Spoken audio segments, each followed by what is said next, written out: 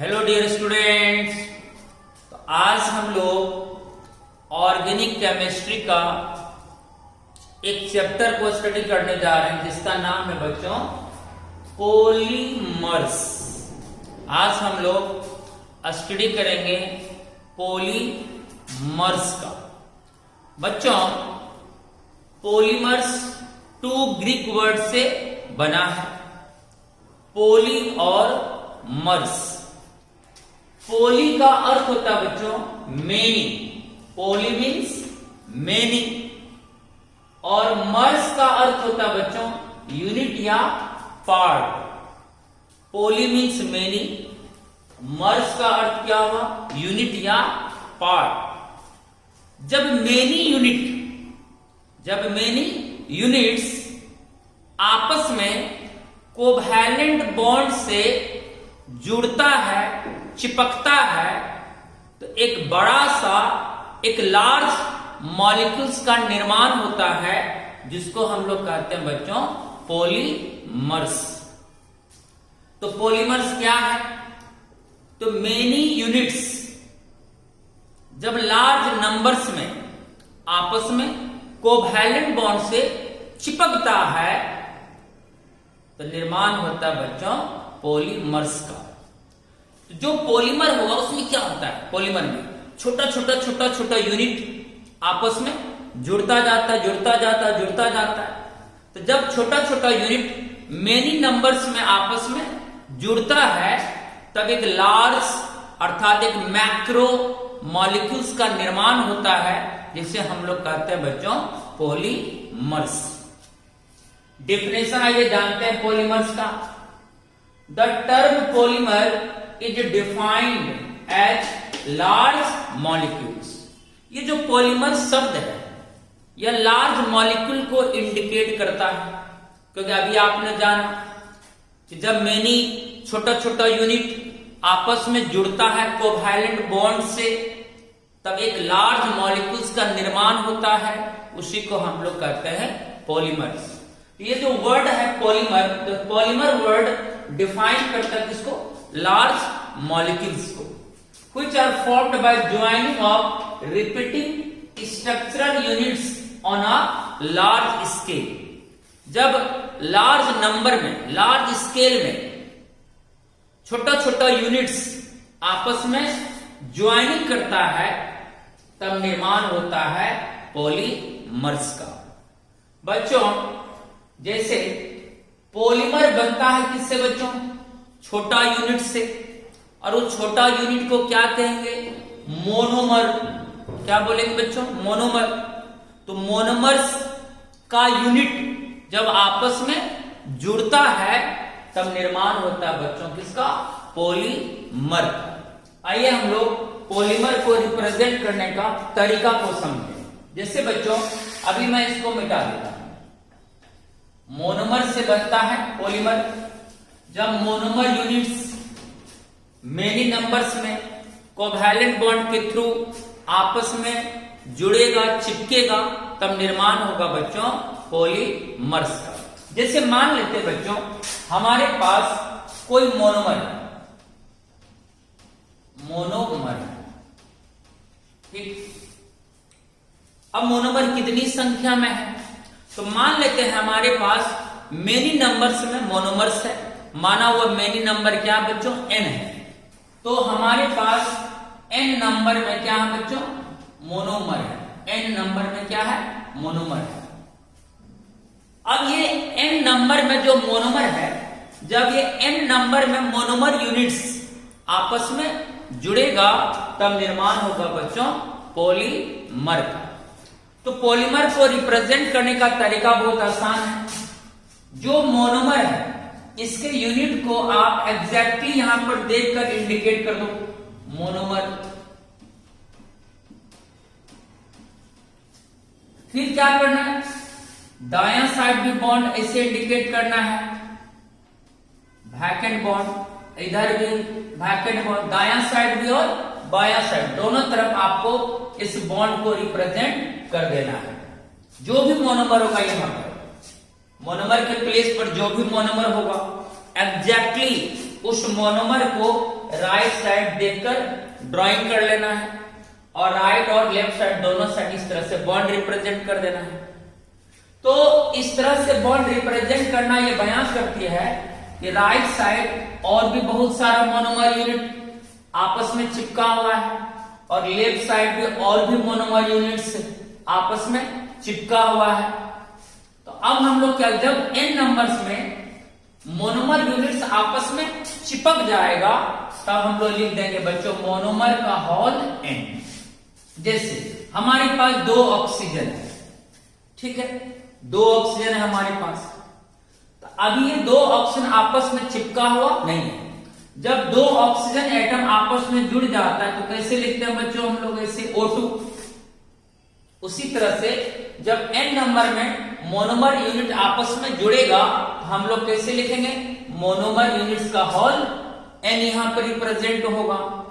जुड़ने के बाद नंबर हम लोग यहां इंडिकेट करते हैं।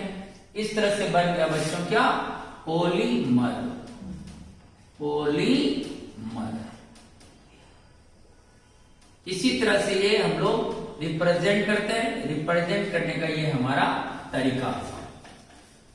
तो वास्तव में हुआ क्या, आपने कोई मोनोमर चूज किया n नंबर्स में, जब वो मोनोमर यूनिट मेनी नंबर्स में आपस में कोवैलेंट बॉन्ड से चिपक गया तो निर्माण हो गया किसका बच्चों, पॉलीमर का।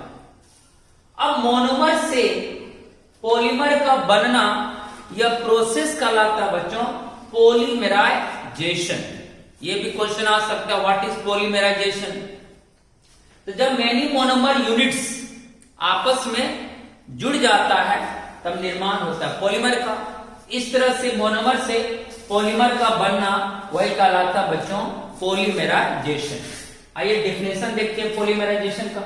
The process of formation of polymers from respective monomers is called polymerisation. यानी मोनोमर से, जिस विधि द्वारा मोनोमर से पॉलीमर्स का निर्माण होता है वही प्रोसेस का नाम हुआ बच्चों पॉलीमराइजेशन। जैसे पॉलीथीन का नाम आप लोग सुनिए, प्लास्टिक। प्लास्टिक क्या है, पॉलीथीन है। तो पॉलीथीन कैसे बनता है, तो बच्चों पॉलीथीन में से पॉली शब्द हटा दिया जाए तो क्या बचता, इथीन। यानी मेनी इथीन यूनिट्स जब आपस में कोवैलेंट बॉन्ड से जुड़ता है तब निर्माण होता है किसका बच्चों, पॉलीथीन का। तो पॉलीथीन का कोई अगर मोनोमर का नाम पूछे तो क्या होगा, इथीन। यानी जो पॉलीमर का नाम है उसमें पॉली वर्ड को हटा दोगे उसके मोनोमर का पता चल जाता है जनरली, सदा सामान्यतः। तो पॉलीथीन में पॉली वर्ड हटा दो तो इथीन बचता है। तो इथीन से ही बनता है क्या बच्चों, पॉलीथीन। तो इस तरह से हम लोग आगे जानते। जैसे ये बच्चों हमारा इथीन है। इथीन का स्ट्रक्चर बहुत आसान है बनाना। इथीन में इथ है, इथ मतलब 2 कार्बन होता है। हम लोग 2 कार्बन यहां पर यूज कर लेंगे, यूज कर लिए 2 कार्बन। और इथीन के लास्ट में क्या, इनवर्ड मतलब 2 कार्बन के बीच यहां क्या होगा, डबल बॉन्ड। और कार्बन की वैलेंसी को आप पूरा कर लीजिए, 2 बॉन्ड है तो 2 हाइड्रोजन और यहां चिपकाना होगा। यहां भी बच्चों 2 बॉन्ड है तो 2 हाइड्रोजन और चिपकेगा, तो 2 बॉन्ड 2 बॉन्ड 4 बॉन्ड। यहां भी इसके साथ देखो 2 बॉन्ड और 2 बॉन्ड H के साथ 4 बॉन्ड हो गया। अब हमने क्या कर ली, हमारा मोनोमर हो गया कौन, इथीन। इथीन का नंबर हमने कितना लिया बच्चों, n नंबर्स में हमने इथीन लिया। अब जब ये इथीन यूनिट्स n नंबर्स में आपस में कोवैलेंट बॉन्ड से चिपकेगा तब निर्माण होगा बच्चों पॉलीमर का, जिसका नाम होगा पॉलीथीन। तो पॉलीथीन बनता है किससे, इथीन से। तो पॉलीथीन का मोनोमर का नाम हुआ बच्चों इथीन। अब इसका बनाने का कॉन्सेप्ट जानो। अभी आपने जस्ट अब देखा था, ऊपर देखा था। कैसे बच्चों, हमारा इथीन मोनोमर, तो जो मोनोमर होगा एग्जैक्टली उसको पॉलीमर साइड ड्राइंग कर लेना है विथ सिंगल बॉन्ड। मतलब जहां मोनोमर में डबल बॉन्ड है हमको राइट साइड उसी मोनोमर को एग्जैक्टली राइट साइड ड्राइंग करना है, लेकिन सिंगल बॉन्ड के साथ। जहां भी मोनोमर में डबल बॉन्ड है हमको राइट साइड सिंगल बॉन्ड के साथ मोनोमर को रिप्रेजेंट कर लेना एग्जैक्टली देखकर। जैसे देखो यहां बच्चों क्या CH2, तो हम भी लिखते हैं यहां बच्चों CH2। यहां डबल बॉन्ड है तो हम लोग यहां यूज करेंगे सिंगल बॉन्ड। ओके, फिर यहां CH2 है तो एग्जैक्टली हम भी यहां यूज करेंगे बच्चों CH2। क्लियर हो गया। अब हमारा कॉन्सेप्ट क्या है पॉलीमर को रिप्रेजेंट करने का? राइट साइड और लेफ्ट साइड हमें बॉन्ड रिप्रेजेंट करना है, तो राइट साइड और लेफ्ट साइड हमने बॉन्ड को रिप्रेजेंट कर दी। बोलो क्लियर है। अब जब राइट और लेफ्ट साइड बॉन्ड को हम रिप्रेजेंट कर लेंगे, उसके बाद हम लोग कार्बन के वैलेंसी को चेक करेंगे। आइए चेक करते हैं। देखो कार्बन के साथ बॉन्ड 4 कंप्लीट है या नहीं है। तो देखो कार्बन है, इसके साथ बॉन्ड काउंट करो, 1 बॉन्ड और 1 बॉन्ड इधर, 2 बॉन्ड, और 2 बॉन्ड किसके साथ है बच्चों? हाइड्रोजन के साथ, यानी इस कार्बन की वैलेंसी कंप्लीट है। यहां भी जब कार्बन के साथ 1 बॉन्ड 2 बॉन्ड और 2 बॉन्ड हाइड्रोजन के साथ, इसका भी वैलेंसी कंप्लीट है, तो आपको एक्स्ट्रा बॉन्ड यहां पर यूज नहीं करना है। ठीक, इस तरह से हमने यहां जो इथीन हमारा मोनोमर था, उसका मोनोमर का ये हमारा एक यूनिट हो गया, और इसमें एटम की वैलेंसी क्या है बच्चों? कंप्लीट है। अब क्या करेंगे बच्चों? यहां देखो हॉल n था, यहां भी क्या कर देना? Hall n। इस तरह से ये रिप्रेजेंट करता है कि many ethene units, large number में इथीन यूनिट्स आपस में कोवैलेंट बॉन्ड से चिपक गया, तो निर्माण हो गया बच्चों किसका? पॉलीथीन का। हमारा पॉलीमर जो बना उसका नाम होगा बच्चों क्या? पॉलीथीन। इतना आसान है पॉलीमर बनाना। अगर आपको हर पॉलीमर का मोनोमर का नाम याद है तो आप आसानी से आप खुद से भी पॉलीमर को रिप्रेजेंट कर सकते हैं, बशर्ते कि आपको पॉलीमर का मोनोमर रटा होना चाहिए। तो पॉलीथीन बनता है इथीन से, इथीन को रिप्रेजेंट कर लीजिए। उसके बाद उसी इथीन के यूनिट को आप एग्जैक्टली यहां रिप्रेजेंट कर दीजिए। ध्यान रहे, जहां यहां डबल बॉन्ड हो, यहां सिंगल बॉन्ड के साथ हमको पहले ड्राइंग कर लेना है, और राइट और लेफ्ट साइड बॉन्ड को रिप्रेजेंट करके हॉल n कर देना। उसके बाद एटम की वैलेंसी को चेक कर लेना है। अगर वैलेंसी में कमी होती तब हम लोग एक्स्ट्रा बॉन्ड के थ्रू वैलेंसी को कंप्लीट करते, यानी कि पॉलीमर में जब भी वैलेंसी कंप्लीट होगा वह एक्स्ट्रा बॉन्ड के द्वारा ही हम लोग कंप्लीट करेंगे। लेकिन यहाँ पर जरूरत नहीं थी, क्योंकि दोनों कार्बन की वैलेंसी यहाँ ऑलरेडी कंप्लीट है, बस हॉल n कर दीजिए, यह बन गया आपका पॉलीथीन। क्लियर हो गया। चलिए अब हम लोग आते हैं बच्चों पॉलीमर का वर्गीकरण करते हैं, यानी क्लासिफिकेशन करते हैं। क्लासिफिकेशन बेस्ड ऑन सोर्स, यानी स्रोत के आधार पर हम लोग पॉलीमर्स को कैसे बांटेंगे, कैसे उसको क्लासिफाई करेंगे। तो देयर आर 3 सब कैटेगरी। सोर्स के आधार पर, स्रोत के आधार पर पॉलीमर को 3 सब कैटेगरी में बांटा गया है, डिवाइड किया गया है। जिसमें पहला बच्चों नेचुरल पॉलीमर्स, प्राकृतिक पॉलीमर। जो प्रकृति से हमें पॉलीमर प्राप्त होती है उसी को कहते हैं बच्चों नेचुरल पॉलीमर्स। जैसे प्रकृति मीन्स प्लांट्स में मौजूद और एनिमल्स में मौजूद जो पॉलीमर्स है वो हमारा कहलाएगा बच्चों नेचुरल पॉलीमर्स।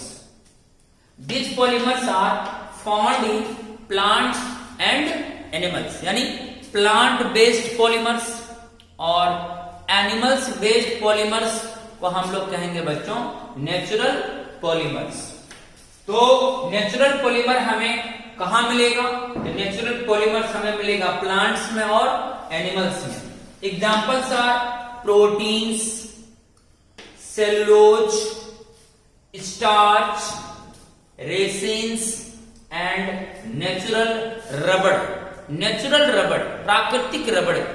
एक रबड़ ट्री होता है बच्चों, उसी से हम लोग जो रबड़ प्राप्त करते हैं उसको कहते हैं नेचुरल रबड़। आप वो ट्री देख भी सकते हैं और उसमें लगातार देखते हैं कि गोंद की तरह एक चीज निकलते जाता है।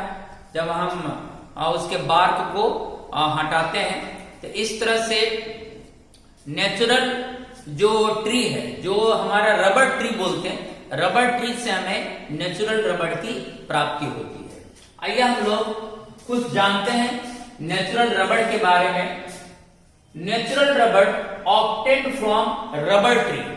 हमें बच्चों नेचुरल रबर मिलता है कहां से? नेचुरल रबर मिलता है रबर ट्री से। इट इज केमिकली कॉल्ड पॉलीआइसोप्रीन, और हम इसे बच्चों नेचुरल रबर को केमिकली रूप से पॉलीआइसोप्रीन के नाम से जानते हैं। यानी अगर ये क्वेश्चन आया भी है बोर्ड में क्वेश्चन कि नेचुरल रबर इनमें से कौन है, तो आंसर होगा बच्चों पॉलीआइसोप्रीन। पॉलीआइसोप्रीन कई बार ये बोर्ड में पूछा गया क्वेश्चन, इसलिए प्लीज इसको एमटीआर कर लीजिए। एमटीआर। नेचुरल रबर का केमिकल नाम क्या है? पॉलीआइसोप्रीन। बच्चों अगर पॉलीआइसोप्रीन से पोली हटा दिया जाए तो क्या बचेगा? आइसोप्रीन।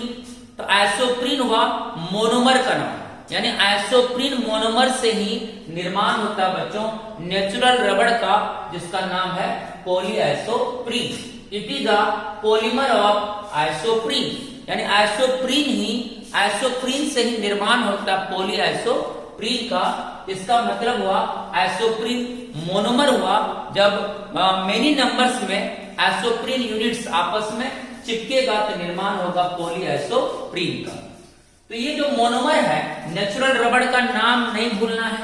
नेचुरल रबर का नाम है बच्चों पॉलीआइसोप्रीन, और पॉली हटा दिया जाए तो आइसोप्रीन, तो आइसोप्रीन से ही निर्माण होगा पॉलीआइसोप्रीन का। तो आइसोप्रीन का आयुर्वेदिक नाम है बच्चों 2-मिथाइल ब्यूटा 1,3-डाइन। आइसोप्रीन का आयुर्वेदिक नाम 2-मिथाइल ब्यूटा 1,3-डाइन। अब ये कैसे फॉर्म होगा? चलिए सपोज कि आप रट लीजिए कि आइसोप्रीन का आयुर्वेदिक नाम है 2-मिथाइल ब्यूटा 1,3-डाइन। देखो इसमें ब्यूटा वर्ड आ गया, ब्यूटा में 4 कार्बन। तो आप क्या करो बच्चों, 4 कार्बन यहां अरेंज कर लो सिंगल बॉन्ड के साथ। 1 2 3 4। ठीक है, 4 कार्बन आप अरेंज कर लिए विथ सिंगल बॉन्ड। अब यहां देखो क्या बच्चों 2-मिथाइल ब्यूटा 1,3-डाइन। लास्ट में देखो क्या लगा हुआ है 1,3-डाइन। इन लास्ट में लगा, इन में डबल बॉन्ड। तो डबल बॉन्ड कहां कहां होना चाहिए? 1 पोजीशन पे और 3 पोजीशन पे। देखो अगर ये फर्स्ट कार्बन है 1 पोजीशन, ये सेकेंड पोजीशन, ये थर्ड, ये 4th पोजीशन, 1 पोजीशन पर का डबल बॉन्ड होना चाहिए। 1 पे डबल बॉन्ड, फिर 3 पे होना चाहिए। 1 2 3 पे फिर डबल बॉन्ड होना चाहिए। यहां भी बच्चों क्या हो गया? Double bond. तो हम लोग जब कार्बन का नंबरिंग करेंगे तो ये 1 2 3 4, डबल बॉन्ड 1 पोजीशन पे, फिर डबल बॉन्ड 3 पोजीशन पे, 1 2 3। क्लियर है? अब का 2-मिथाइल 2 पोजीशन से क्या कनेक्ट करना है? मिथाइल को 1 2, ये 2 पोजीशन है, यहां पर हमें कनेक्ट कर देना मिथाइल CH3। मिथाइल होता है CH3। क्लियर हो गया? अब हम लोग लास्ट काम करेंगे कि कार्बन के वैलेंसी को कंप्लीट करेंगे। देखो यहां कार्बन के साथ कितना बॉन्ड है बताओ? 2 बॉन्ड। तो 2 बॉन्ड और कनेक्ट होना चाहिए। यहां पर हम लोग 2 हाइड्रोजन और चिपका देंगे। 2 बॉन्ड 2 बॉन्ड 4 बॉन्ड हो गया। अब इस कार्बन की वैलेंसी चेक करो 1 2 3 4 कंप्लीट है। इस कार्बन का देखो 1 2 3, यानी 1 बॉन्ड की कमी है, इससे 1 हाइड्रोजन चिपक जाएगा। चलिए अब इसकी भी वैलेंसी कंप्लीट हो गई। अब इस कार्बन के साथ 2 बॉन्ड है, 2 हाइड्रोजन और चिपका देना है, तो 2 2 4 कंप्लीट हो गया। इसी का नाम हुआ बच्चों 2 देखो 1 2 2-मिथाइल ब्यूटा 1,3-डाइन। इसी को हम लोग कहते हैं आइसोप्रीन। क्या कहते हैं बच्चों? आइसोप्रीन कहते हैं। अब इससे क्या बनेगा? पॉलीआइसोप्रीन। जब n नंबर्स में आइसोप्रीन यूनिट्स आपस में कोवैलेंट बॉन्ड से क्या होगा बच्चों? चिपकेगा तो निर्माण होगा बच्चों पॉलीमर का जिसका नाम होगा पॉलीआइसोप्रीन, इट मींस नेचुरल रबड़ का निर्माण होगा। अब ये कैसे बना, तो देखो कितना सिंपल है, मैंने आपको सिखाया पॉलीमर को कैसे बनाना है। जो मोनोमर है आइसोप्रीन, एग्जैक्टली यही यहां पर इंडिकेट कर देना है पॉलीमर साइड। जहां जहां डबल बॉन्ड है यहां हमको सिंगल बॉन्ड के थ्रू यहां पर उसको ड्राइंग कर लेना एग्जैक्टली। जैसे देखो CH2 है, हम भी यहां लिखेंगे बच्चों CH2। फिर यहाँ डबल बॉन्ड है तो हम यहाँ यूज करेंगे सिंगल बॉन्ड। फिर यहाँ कार्बन है तो कार्बन, उससे मिथाइल कनेक्ट है तो मिथाइल को कनेक्ट कर दो। फिर यहाँ CH है तो यहाँ पे हम लोग CH यूज करेंगे। फिर डबल बॉन्ड है तो यहाँ सिंगल बॉन्ड यूज होगा। फिर CH2 है तो यहाँ पे हम लोग बच्चों CH2 यूज कर ली। देखो कितना सिंपल है, बस जो मोनोमर है उसको सिंगल बॉन्ड के थ्रू आपको ड्राइंग कर लेना एग्जैक्टली। अब क्या टर्म है बच्चों, दोनों तरफ बॉन्ड इंडिकेट करना है, राइट साइड और लेफ्ट साइड बॉन्ड को हमने इंडिकेट कर दी। अब लास्ट में वैलेंसी को चेक कर लेना है। देखो इस कार्बन का वैलेंसी काउंट करो, एक बॉन्ड, दो बॉन्ड और दो बॉन्ड हाइड्रोजन के साथ 4 बॉन्ड कंप्लीट है। इस कार्बन का देखो 1 2 3 ही बॉन्ड है, 1 अधूरी है इसकी। इस कार्बन का देखो 1 बॉन्ड 1 2 बॉन्ड, एक बॉन्ड H के साथ 3 बॉन्ड हो गया, यानी इसका भी एक कम है, इसका भी एक कम है। इसका मतलब अब इन कार्बन की जो अधूरी वैलेंसी है उसको एक्स्ट्रा बॉन्ड से हम लोग कंप्लीट करेंगे। यहाँ H एटम से कंप्लीट नहीं होगा, यहाँ जो एटम जितने नंबर में उतना ही रहेगा। बस अगर वैलेंसी अधूरी है तो हम लोग एक्स्ट्रा बॉन्ड का यहाँ पर इस्तेमाल करेंगे। यहाँ पर देखो इस कार्बन के साथ 3 बॉन्ड और इस कार्बन के साथ भी 3 बॉन्ड, यानी इस 2 कार्बन के बीच यहाँ 1 बॉन्ड और इस्तेमाल कर लेंगे। देखो बच्चों अब 4 बॉन्ड हो गया, 2 बॉन्ड 4 बॉन्ड, इसके साथ भी 2 बॉन्ड 3 1 4। अब दोनों कार्बन की वैलेंसी कंप्लीट हो गई। अब इस कार्बन का चेक करो, 1 बॉन्ड 1 2 बॉन्ड्स और 2 बॉन्ड H के साथ तो 4 बॉन्ड्स हो गया। अब सभी कार्बन की वैलेंसी कंप्लीट हो चुकी है। अब लास्ट में क्या करना है बच्चों, हॉल N कर देना है। यही नाम हो गया बच्चों पॉलीआइसोप्रीन का, पॉलीआइसोप्रीन। यही मेरा हो गया बच्चों नेचुरल रबड़, नेचुरल रबड़ हो गया। तो नेचुरल रबड़ बहुत बार एग्जाम में आ चुका है, इनमें से कौन एग्जाम्पल है नेचुरल रबड़ का, तो आंसर होगा बच्चों पॉलीआइसोप्रीन, जो बनता है मोनोमर से जिसका नाम है आइसोप्रीन, और आइसोप्रीन का आयुर्वेदिक नाम है 2-मिथाइल ब्यूटा 1,3-डाइन से बनता है हमारा नेचुरल रबड़। चलिए क्लियर है। तो सोर्स के आधार पर आपने पहला एग्जांपल देखा नेचुरल पॉलीमर्स का। अब हम लोग दूसरा देखते हैं semi synthetic polymers. Semi synthetic polymers, synthetic मतलब होता है बच्चों कृत्रिम, तो अर्ध कृत्रिम पॉलीमर्स क्या है, सेमी सिंथेटिक पॉलीमर्स क्या है, सेलुलोज डेरिवेटिव्स। आपको पता होगा प्लांट्स में सेलुलोज होता है जो एक कार्बोहाइड्रेट है सेलुलोज। तो सेलुलोज का जो डेरिवेटिव्स होता है, जो ये सेलुलोज से जो हम लोग डिराइव करते हैं सेलुलोज का कंपाउंड, उसी को कहते हैं सेमी सिंथेटिक पॉलीमर्स। तो सेलुलोज डेरिवेटिव्स पॉलीमर्स का नाम हुआ सेमी सिंथेटिक पॉलीमर्स। जैसे सेलुलोज एसीटेट, सेलुलोज एसीटेट जिसको हम लोग रेयन भी बोलते हैं, and cellulose nitrate etcetera etcetera. तो सेलुलोज डेरिवेटिव्स जैसे सेलुलोज एसीटेट, सेलुलोज नाइट्रेट, ये एग्जाम्पल हुआ बच्चों सेमी सिंथेटिक पॉलीमर्स का। अब हम लोग आते हैं बच्चों सिंथेटिक पॉलीमर्स। सिंथेटिक मीन्स कृत्रिम, यानी मैन मेड, मानव निर्मित जो पॉलीमर्स होगा उसको हम लोग बोलेंगे बच्चों सिंथेटिक पॉलीमर्स।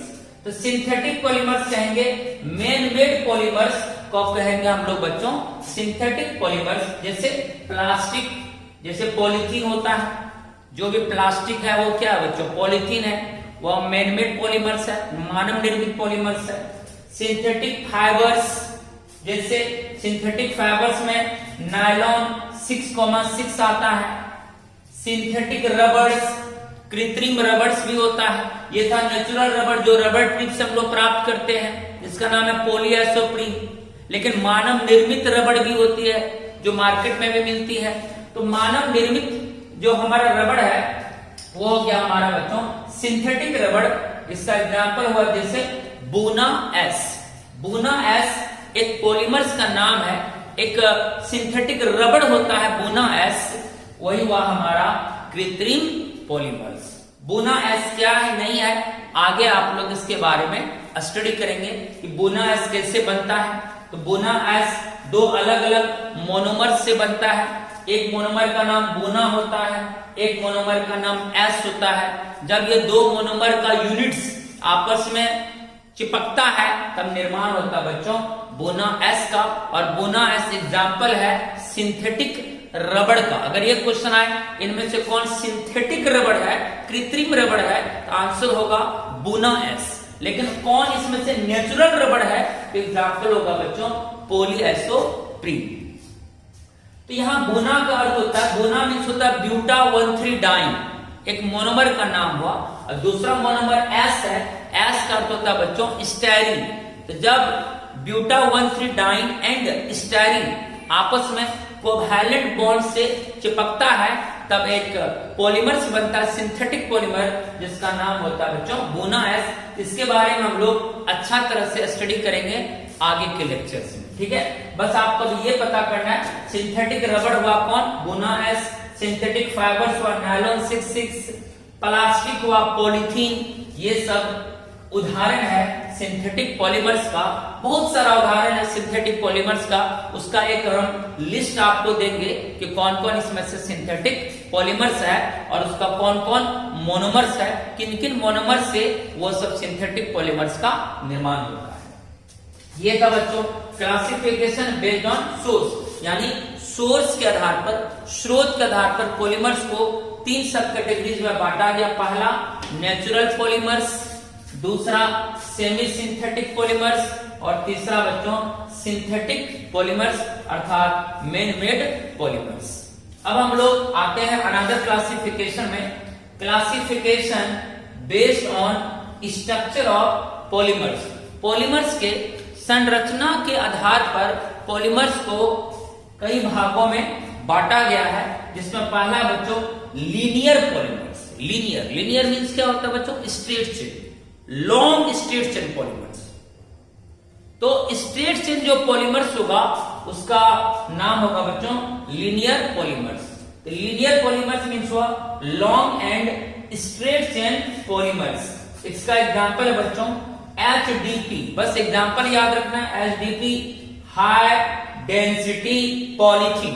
पॉलीथीन दो तरह का होता है, HDP और LDP, high density polythene and low density polythene. तो लीनियर पॉलीमर का एग्जांपल है बच्चों HDP, high density polythene, example हुआ लीनियर पॉलीमर्स का। दूसरा बच्चों PVC हुआ पॉलीविनाइल क्लोराइड, पॉलीविनाइल क्लोराइड। ये सब हम लोग स्टडी करेंगे कि कैसे बनता है पॉलीविनाइल क्लोराइड। अब पॉलीविनाइल क्लोराइड से पॉली वर्ड हटा दो, क्या बचा विनाइल क्लोराइड, यानी पॉलीविनाइल क्लोराइड का मोनोमर का नाम हुआ विनाइल क्लोराइड। तो जब विनाइल क्लोराइड का यूनिट्स आपस में कोवैलेंट बॉन्ड से चिपकेगा तो निर्माण हो जाएगा पॉलीविनाइल क्लोराइड का। लो डेंसिटी पॉलीथीन हो या हाई डेंसिटी पॉलीथीन हो, पॉलीथीन है तो वो तो बनेगा किससे बच्चों, इथीन से। कोई भी पॉलीथीन हो उसका मोनोमर का नाम होगा इथीन, लेकिन बनने का प्रोसेस अलग होगा इसलिए इसका नाम अलग हो जाता है। कोई हो जाता है हाई डेंसिटी पॉलीथीन और कोई हो जाता है लो डेंसिटी पॉलीथीन।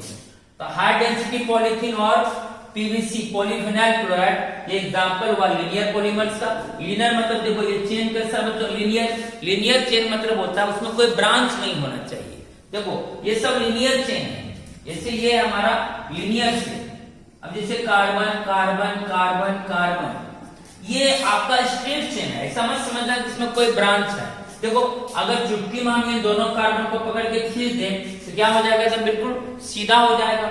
ये सारा आपका जो कार्बन ये स्ट्रेट चेन है, ये स्ट्रेट चेन कार्बन हुआ, इसमें कोई ब्रांच नहीं। ब्रांच अगर रहता बच्चों तो बीच वाला कार्बन से कोई और कार्बन यहाँ पर बाहर निकलता, ये हो जाता ब्रांच। लेकिन अगर ये नहीं है इसका मतलब ये हमारा कैसा चेन है बच्चों, स्ट्रेट चेन है, बिल्कुल लीनियर चेन है, इसमें कोई ब्रांच नहीं है। जैसे अब ये चेन है, इसमें कोई ब्रांच नहीं है, बस एक चेन है, स्ट्रेट चेन हो गया। इस तरह का जो स्ट्रेट चेन वाला पॉलीमर्स होगा वही हमारा कहलाएगा बच्चों लीनियर पॉलीमर्स। क्लियर हो गया?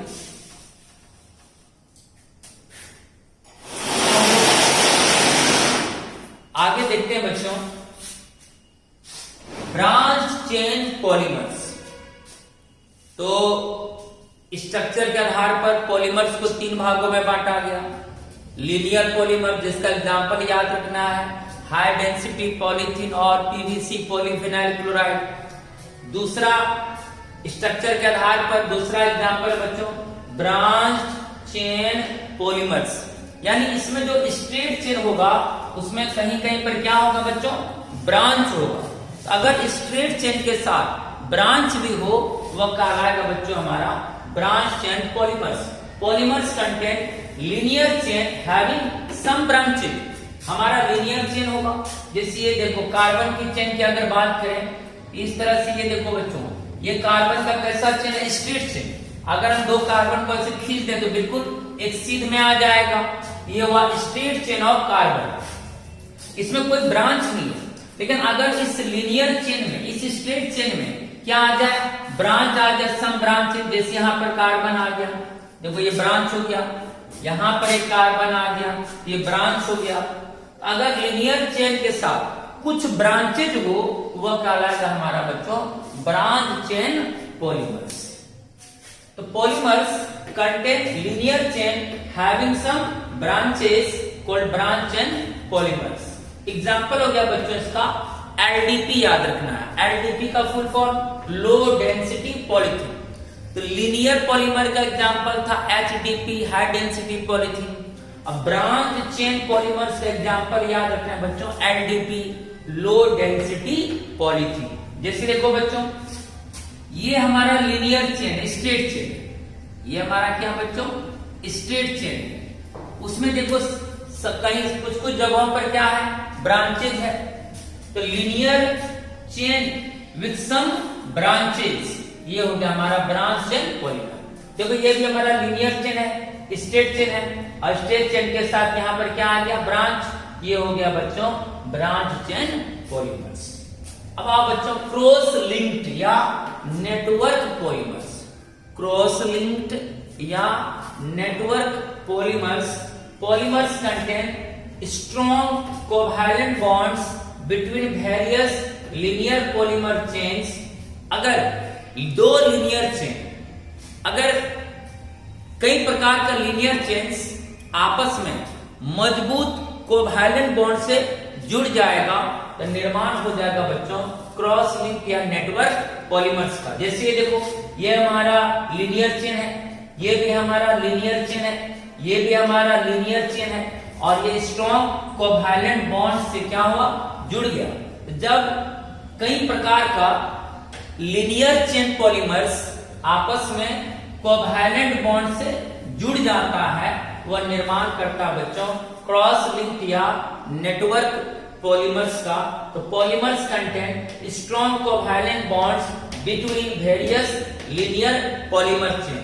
ये देखो बच्चों linear polymer chain, linear polymer chain, linear polymer chain, और ये लीनियर पॉलीमर चेन्स आपस में स्ट्रॉन्ग कोवैलेंट बॉन्ड से क्या हो गया बच्चों, जुड़ गया, तो निर्माण हो गया क्रॉस लिंक या नेटवर्क पॉलीमर्स का। इसका एग्जांपल है बच्चों बेकेलाइट और मेलामाइन। बेकेलाइट एक एग्जांपल हुआ क्रॉस लिंक या नेटवर्क पॉलीमर्स का, और मेलामाइन भी एग्जांपल हुआ क्रॉस लिंक और नेटवर्क पॉलीमर्स का।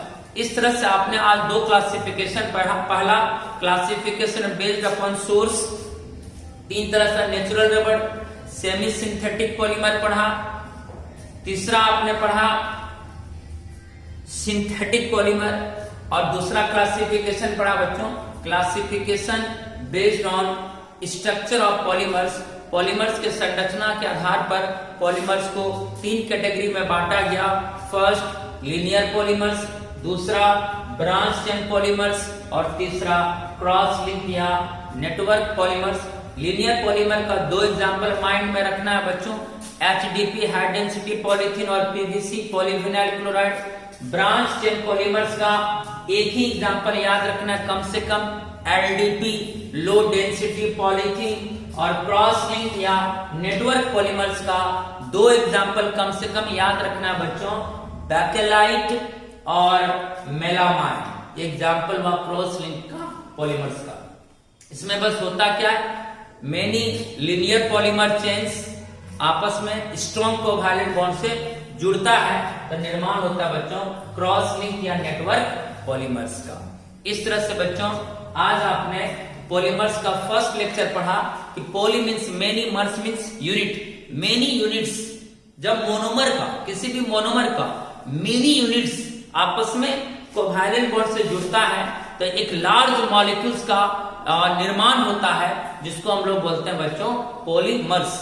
और मोनोमर यूनिट से पॉलीमर का बनना वह कहलाता है पॉलीमराइजेशन। एक प्रोसेस है जिसमें मोनोमर्स से निर्माण होता है किसका बच्चों, पॉलीमर्स का।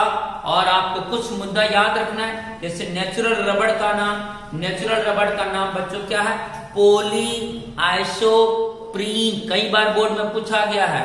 अब पॉली आइसोप्रीन से पॉली वर्ड हटा दीजिए, क्या बचा आइसोप्रीन। तो पॉली आइसोप्रीन का मोनोमर का नाम हुआ आइसोप्रीन। जब मेनी आइसोप्रीन यूनिट्स आपस में चिपकता है तो निर्माण होता है पॉली आइसोप्रीन अर्थात नेचुरल रबड़ का। उसी तरह नेचुरल रबड़ के बाद सिंथेटिक रबड़ भी होता है। तो सिंथेटिक रबड़ का एग्जाम्पल हुआ जैसे बूना एस, वो हमारा सिंथेटिक यानी मानव निर्मित रबड़ है। इस तरह से बच्चों आज फर्स्ट लेक्चर था पॉलीमर्स का। मैं उम्मीद करता हूं कि आपको समझ में आया होगा। अगर किन्हीं को स्क्रीनशॉट लेना है तो आप ले सकते हैं, स्क्रीनशॉट लेना हो तो लीजिए। पॉलीमर्स बहुत आसान चैप्टर है, 4-5 लेक्चर में ये खत्म हो जाएगा। बस एक लिस्ट आपको बताना है मोनोमर्स का। एक तरफ हम पॉलीमर्स लिखाएंगे फिर उसका मोनोमर, तो आपको आसानी से मोनोमर याद हो गया। आप खुद भी पॉलीमर्स को रिप्रेजेंट कर सकते हैं क्योंकि पॉलीमर को रिप्रेजेंट करने का तरीका बहुत आसान है जो अभी हमने आपको बताया। ठीक है बच्चों, ओके। इस तरह से आज का फर्स्ट लेक्चर, फिर हम अगले क्लासिफिकेशन पर आ जाएंगे। अभी 2 क्लासिफिकेशन हमने आपको कंप्लीट कर दी, classification based on source and classification based on structure of polymers. Okay बच्चों, अपना ख्याल रखें, टेक केयर एंड बाय।